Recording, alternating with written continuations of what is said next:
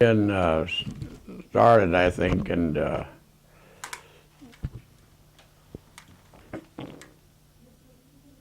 So you didn't actually have to. I didn't hit Korea, just World War II. So have you been having a good day so far? Am I having a good time? Or yeah, have you? I mean, have you had a good morning so far? Yeah, I'm feeling all right. I had a cup of coffee. I don't know. Oh, I guess you put it up there. Oh, I'll get you your coffee. And yeah, Well, I don't know if I could. Supposed to interview with a coffee in your hand. it's not the best, but Uh, why don't we just I'll let you hold the coffee, and then if you want, I'll put it down. yeah, you can put it down, and then here's your water too. Go ahead and crack the top on that. Yeah, it's okay. Just if you want a sip of coffee, take a break, I guess. You know, in your story to drink your coffee, and it's okay. Are you going to start out with my childhood or the war? Childhood. Your early childhood, and then Yeah, I can remember a few things here and there. we'll work into your childhood. Oh, let's fix Sir? your tie right there. Well, make sure I look presentable. Yeah. No, you look handsome today. You're gonna do fine. Okay. Well, if it's all right with you, we can go ahead and get started. Let me just check my microphone levels.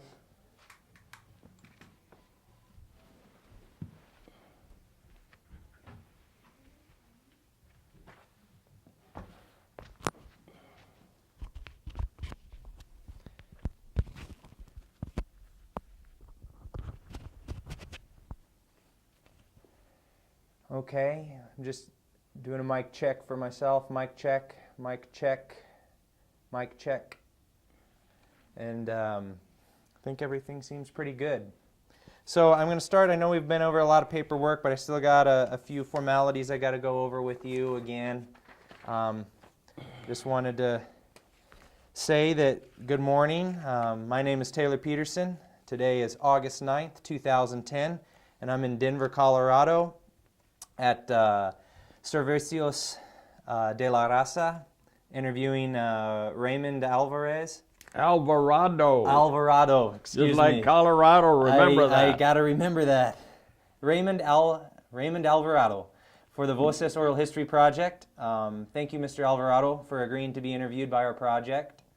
And please know that if there are any topics that you don't wish to discuss, you will not have to discuss them. Also, if there's something you wish to discuss, we want to hear from you. So please take the opportunity to let us know about anything that's important to you on camera. And like as we mentioned earlier, if you need any breaks, if you need water, coffee, restroom break, feel free to just have us stop the camera. Hopefully this will be very relaxed and informal. Mm-hmm. And this interview is going to be housed in the Nettie Lee Benson Center, or the Nettie Lee Benson Library at the University of Texas at Austin. So that covers our formalities, and let's just begin with our interview. It's going to be in archives in University of Texas. Huh? Yes, sir. Yes, sir. All right. And let's start with just discussing your early childhood.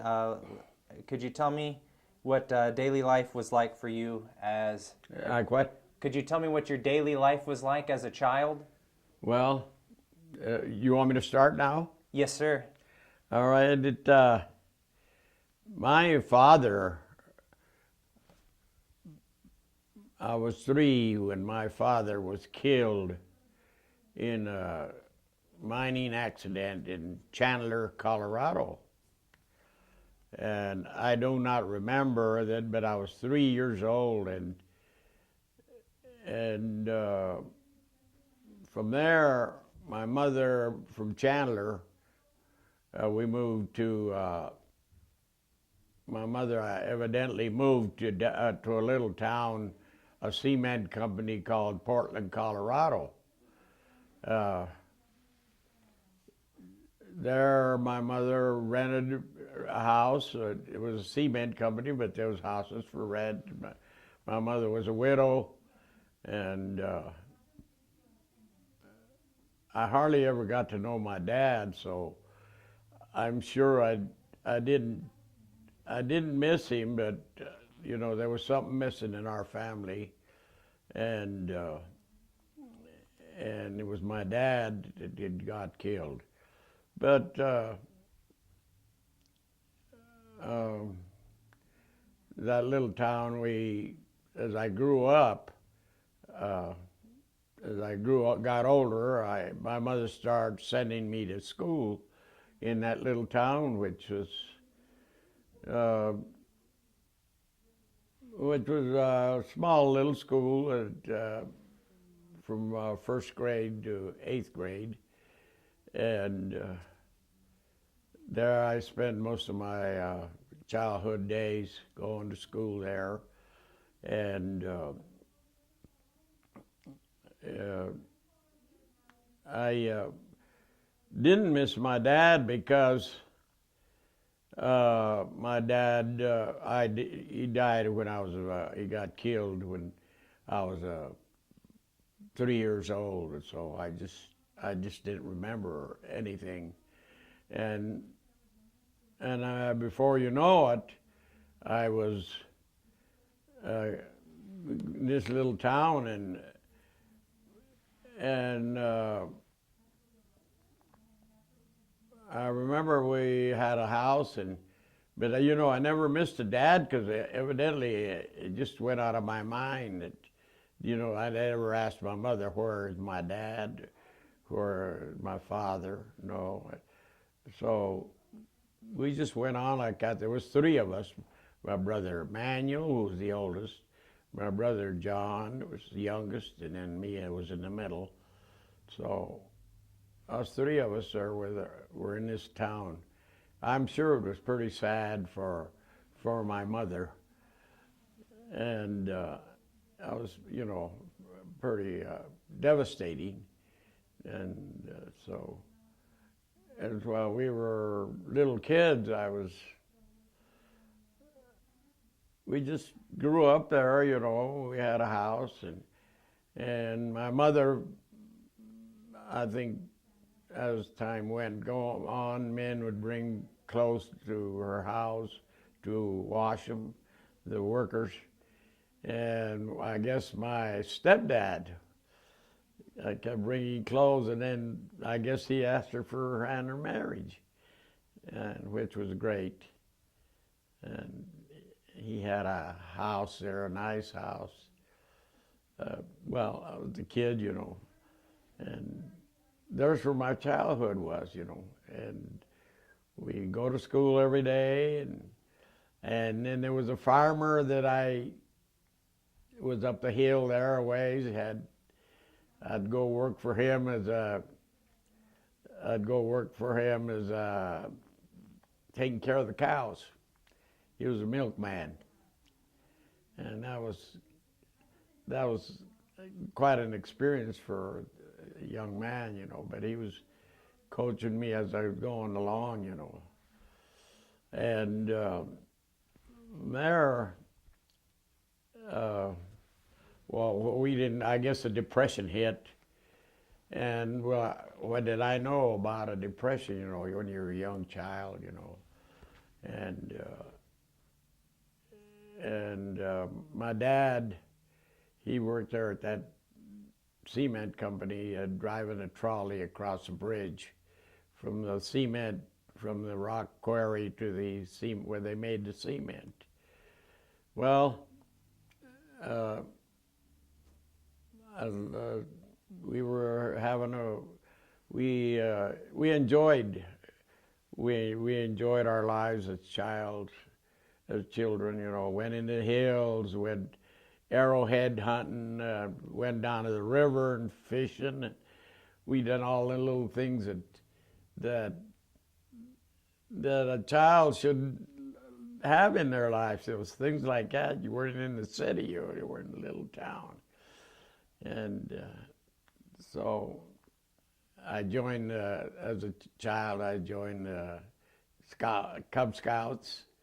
We had, and so things went on for us as life went in. And my dad, one day, he had always had a good car and a Star. I don't know if you ever heard of a Star.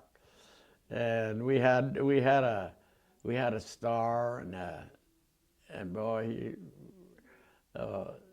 we used to drive to different places to visit my grandpa in Rocky Ford, and come back, and one day, this time, I had a sister was born from, and a sister and another brother and another brother.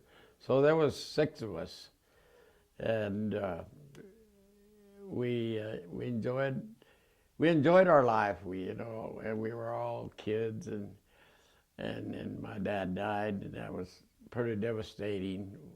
Still, it wasn't devastating enough for us because we were young people, young children, and so from there, we moved to when my dad died of hemorrhage. That's the only father I didn't know my real dad, so he was my dad. We moved to Denver, and we started living in Denver, and my mother worked in the laundries till we grew up, till the time came up for the CC camps and the youth corps. Another youth corps was when you were young, before to go into CC camps, you worked at the youth corps, working in a little place where you made different things with wood. And so it was, I had a great childhood, I thought, but, with lonesomeness for our fathers,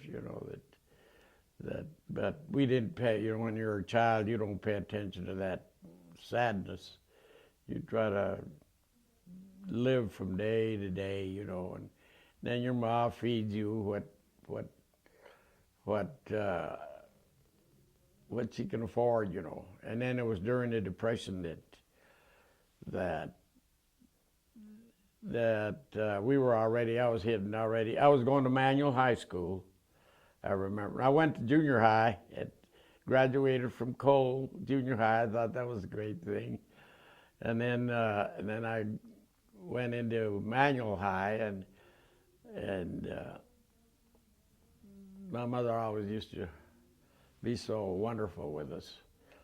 Well, she was mean, all right, but she had boys, 5 boys and 1 girl. So we always, and from there we started becoming young men. So then the CC camps came up, and I joined the CC camps for a year in Hugo, Colorado. This was the first time I was in a group of men, a group of young men that were also needy and needed to work to help their families. So we'd get $30 a month. We do construction work, make ditches and everything else. And we get $30 a month, and 25 would go to your mother, and you had $5 for the month. So I didn't smoke, so whoever smoked or chewed, that they were, I don't think most of us didn't smoke. And from there, I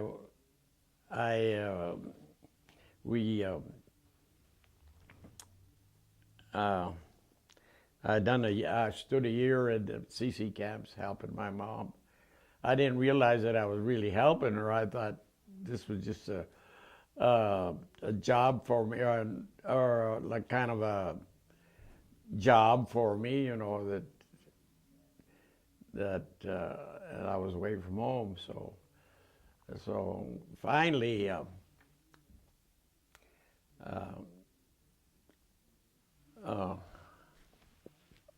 tears popping out of my eyes. So after that, the war came along, and so we were not prepared for war. People don't believe it. We were not prepared for war, and the Germans attacked us and the Japanese attacked us. But the United States is a wonderful country that can come out of any tragedy or any bad things. In the United States, we formed an army. Well, I didn't go in yet, and finally, I think I went in 42 in the army, and it was another great experience there. And you go in the army, you don't know. You have to know how to take orders. You have to know how to march. You have to know how to use a weapon, a rifle, and so that was always. I was always, as I went, I was learning to be a man, to be to help my country, and that was most enjoyable for my heart. And I realized it later in life, but as I was going, I was a young man, and the first time I went into the army, I remember they inducted us there at Fort Logan, and from there we went. They sent us different places. Some went to California. I went to St. Louis, J.B. Barracks. Oh, and I remember I was marching once, and I just glanced away from the march as we were marching to the mess hall. Big groups watching it, and I just kind of glanced away, and this sergeant, drill instructor, caught me. Oh, did I ever get a chewing. And I never turned again when I was marching. I always looked straight ahead. And then from there, we went from basic training there. We had basic training at Jefferson Barracks, Missouri. And we had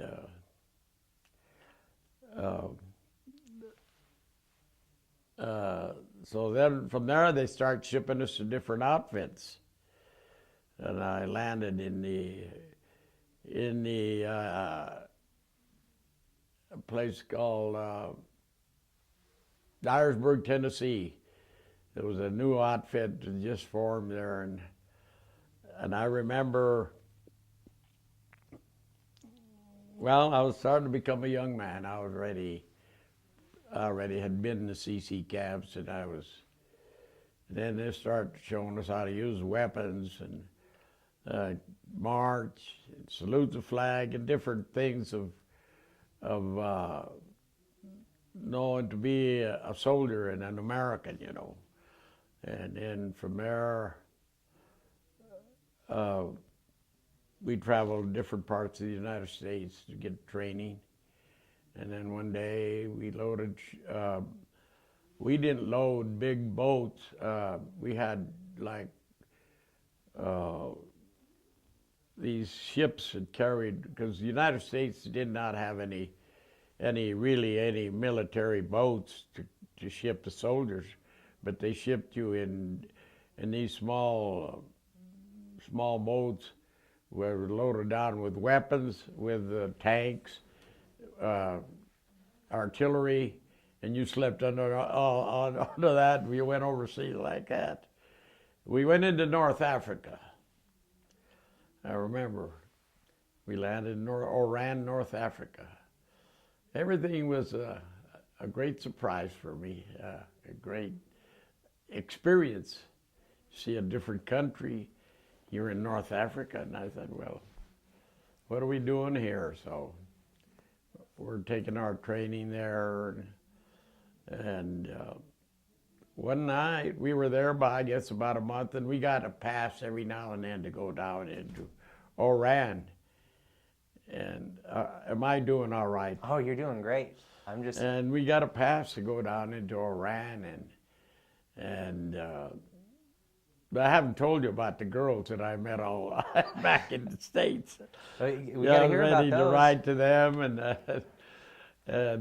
but anyway, we did some training there, and then one night, about 12 o'clock, they said, pack up your B bags and B bags, C bags, A bag, C bag, and your bags, and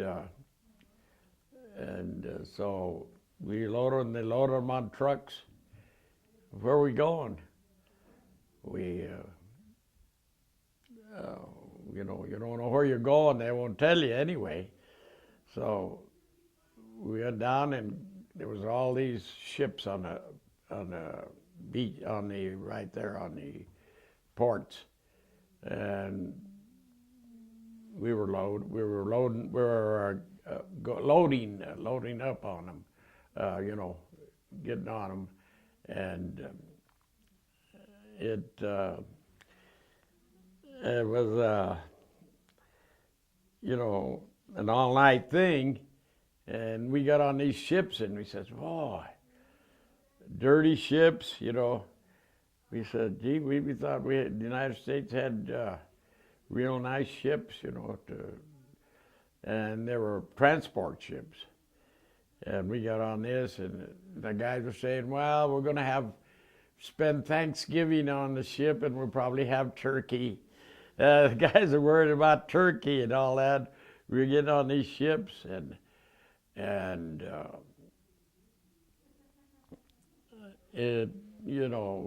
we went down to the 8th deck.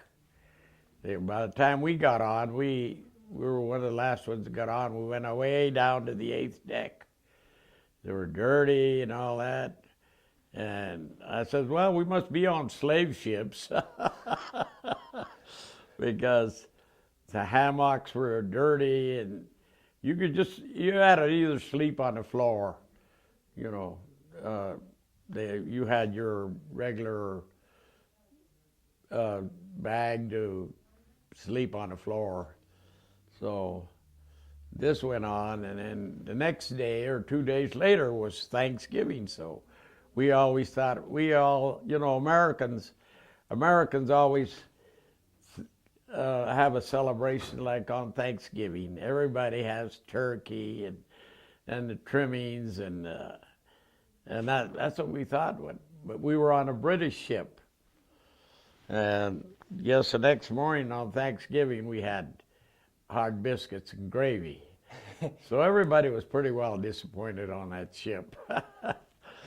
Can I take a break now? Oh, sure.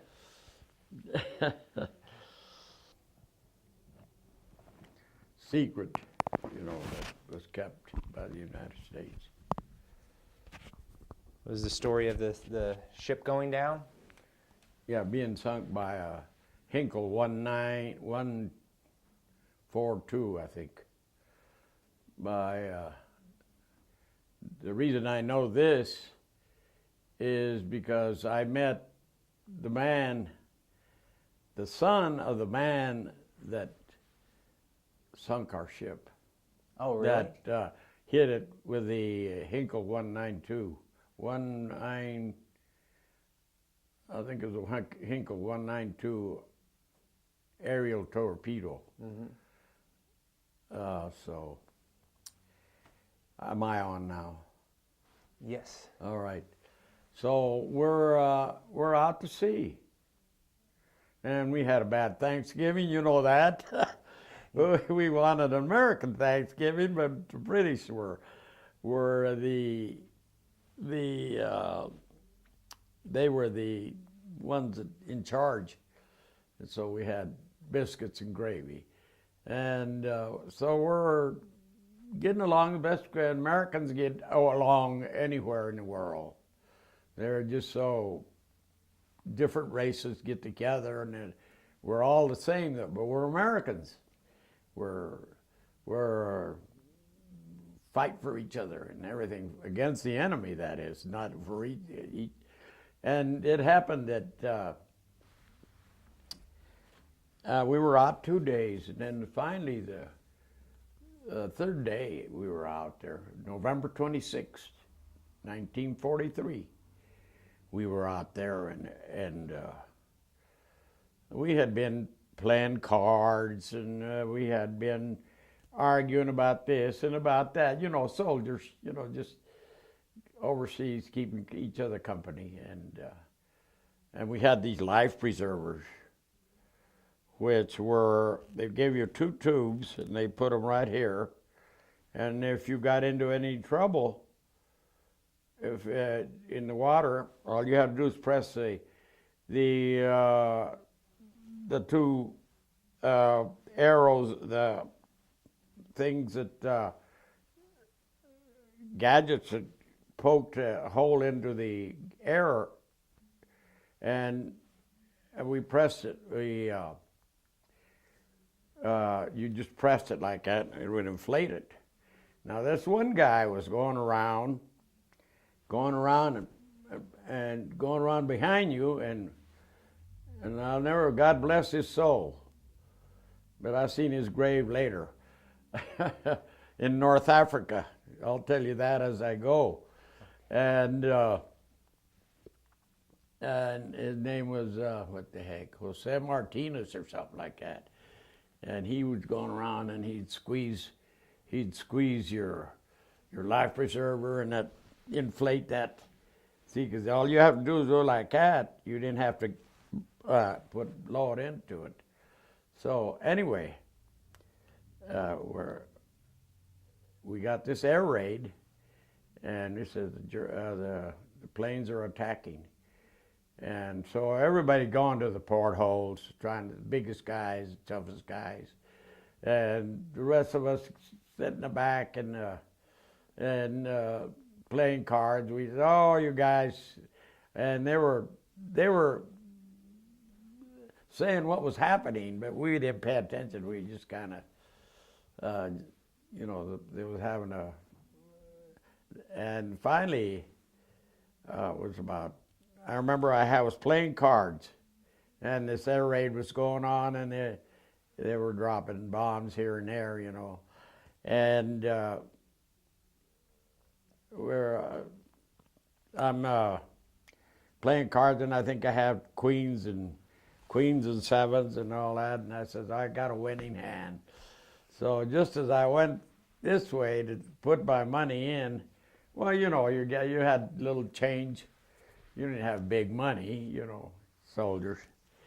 And that's all I remember.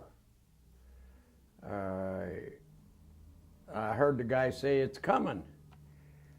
And it's coming our way. This plane is coming our way. So, towards our ship.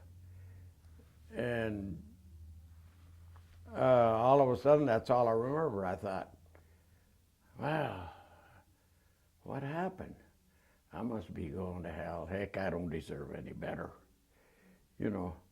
I've been just a young guy, a crazy guy, and not really a bad man, but that's the way I looked at it like that. And I says, I must be going to hell. And I'm flying through the air. I'm flying. I'm flying through the air, and then I land. I remember landing, and on my fours, I was on my like that, and I said, and I looked up, and I seen this ugly smoke, yellow, different colors, red, different, and I said, we got hit. I think I said that. I don't know if I really said that. And I start turning around I was facing kind of into the dark, and I was turning around on my hands and knees, and as I turned around, I started coming to. Oh, we've been hit, and I was still. I looked up, and I seen nobody. I seen all these bodies in front of this. The whole had it come entered into the ship, and I said, oh, yeah. So here I am in a daze. I says, I must be in hell. Well, I don't deserve anything any better anyway. So I just tried to get up. I got up and I walked a little bit and I fell. And then I got up and walked. And then I ran into this guy named, no, people will not believe me. I ran this guy, Lee Trevino, one of the greatest golfers. His name was Lee. And he was from San Antonio, Texas. He was a little short guy, not that short, about my size. And he talked Spanish. As we ran into each other, we were staggering, and he says, them guys, them Germans really messed us up or something. He cussed, you know. I'm not going to say what he cussed, but he did. And I said, yeah. I says, help me blow my life preserver. Ayúdame, help me blow my life preserver up, you know, because it had two hoses. I told you, one hose, this one. And he grabbed one, and he said, I'll help you. And he got one, and we took a screw off. And he didn't take it off, unscrew it and blow. And then screw it, and the air was staying.